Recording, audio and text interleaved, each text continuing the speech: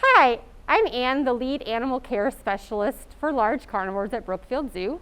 This week we're celebrating Polar Bear Week.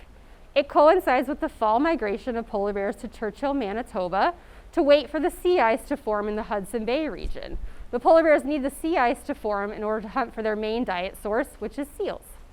There are about 23,000 polar bears that remain in the wild, while less than 70 are in zoos here in North America. Behind me, you're going to actually see Nanuak, our female polar bear.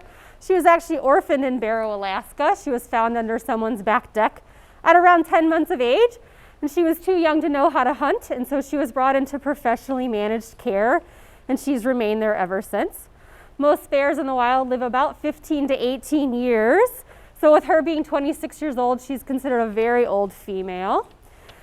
To support conservation, Brookfield Zoo supports the species survival plan for polar bears by housing Nan and Hudson here.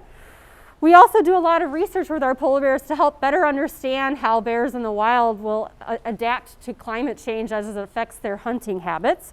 So some of the research projects we've done here, including training the bears for voluntary blood draw to check all the minerals and vitamins in their blood.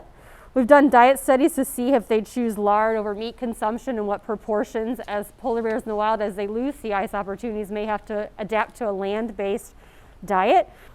We've also done a lot of studies with assisted reproduction. Polar bears have delayed implantation like all 8 bear species, and so we're trying to better understand how to assist bears with reproduction if needed in the zoos.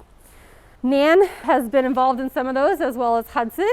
And so we've not had any offspring produced here, but they have contributed enormously to the understandings we have with assisted reproduction in zoos.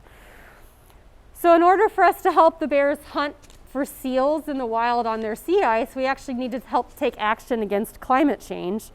Things that you can do involve reduce your carbon footprint, conserve your energy use overall, support renewable energy, always be a conscious consumer, reduce, reuse, and recycle whenever you can.